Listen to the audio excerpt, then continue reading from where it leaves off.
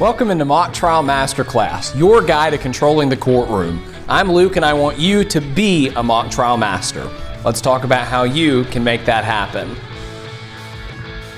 A very common way for witnesses in mock trial to attempt to stand out from the competition is using an accent, whether it's a British accent or a Russian accent or whatever you can think of. A lot of witnesses have tried them.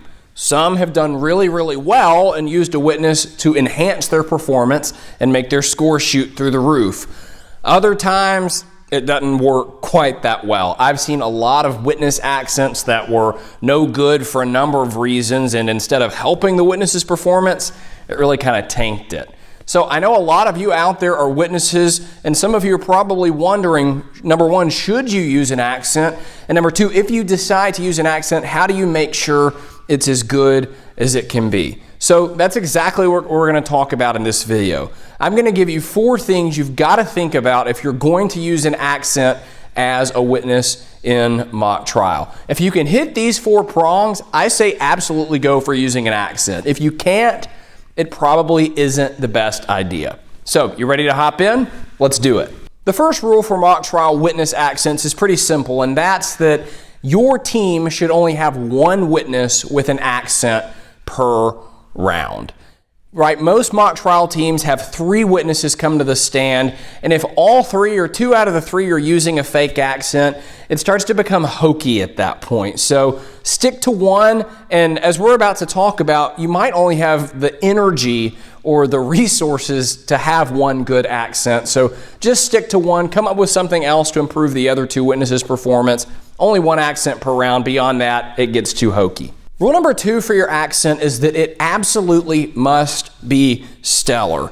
This is not the time to pull out an Arnold Schwarzenegger impression that isn't very good. This is not the time to pull out your Steve Irwin impression where you start talking about, crikey and crocodiles and all of this supposed Australian stuff, right? This is not comedy hour. This is certainly also not amateur hour. If you're going to use an accent as a mock trial witness, it needs to be really good. And let me give you an example of what I'm talking about. I have another video on my channel where we watch a really great witness during direct examination that uses a British accent. I was actually her teammate at one point in high school, and what was so cool is that her British accent was so genuine that people would come up to her after rounds and ask her where she was a foreign exchange student from because they just assumed the accent was real. And I know that she spent hours listening to British people talk, listening to podcasts and movies and television shows, all to make sure that her accent was completely flawless and really good. If you're going to use an accent as a mock trial witness, that's the level of dedication and preparation you've got to put in. Because for the accent to work, it needs to be stellar. If there's, any indication that this is a fake accent and it's not very good, it's just not going to do what it needs to do.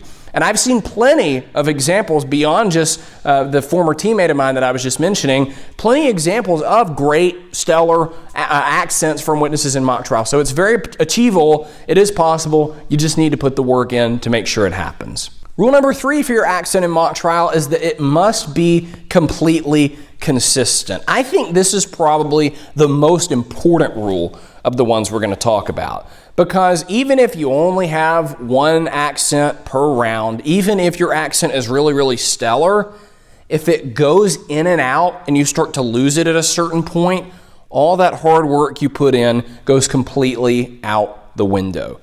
See, here's the thing. If you have an accent as a witness in mock trial, and on your direct examination where all your answers are scripted, it's very strong, and then you get to cross-examination where you're talking to an attorney from the other team and you don't know what they're going to ask you and your answers aren't scripted, and that accent kind of diminishes or you're kind of coming in and out of it, the jury members will be pointing at you in their heads and going, fake. They will happily deduct your score. I've done it personally before as a judge, and it's just not going to have the effect you want it to have.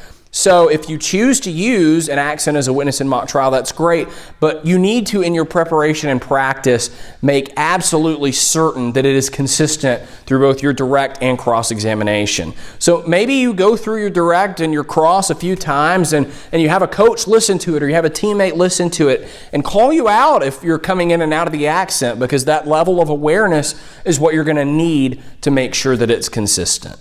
Before we get into the fourth and final rule you need to keep in mind if you're going to use an accent in mock trial, I want to make sure you know about my book, Mock Trial Masterclass, which is available for purchase on Amazon. Guys, this book is full of tips for witnesses on accents, but on plenty of other topics as well, like how to succeed in direct examination, how to succeed in cross-examination, how to make your attorney's life difficult during cross-examination, how to score higher as a witness, how to be more enjoyable in your performance, all sorts of topics for how to be a great witness in mock trial. And plenty of other stuff for attorneys as well are covered in this book. And if you want to pick up a copy, you can click the link in the description on YouTube or in the show notes on podcast platforms. All right, final rule for accents in mock trial is that they must connect to your character.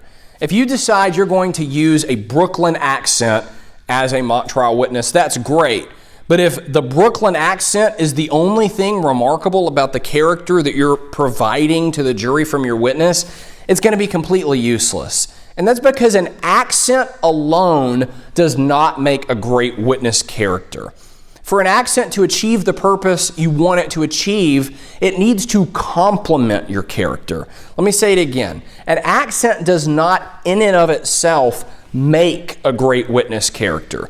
You've got to create the witness character yourself through the personality that you bring to the witness stand, through the facts and little details that you're able to bring out to the jury, through your facial expressions, through the actual facts about your part that are written into the witness statement, right? It's all of those things that are what makes your character as a witness. The accent should complement those things. It's not a substitute for those things. If you give a really boring presentation that's unengaging, that doesn't, have a backstory to it as a witness character, but you throw in an accent and just pronounce your words differently, you're not going to accomplish anything.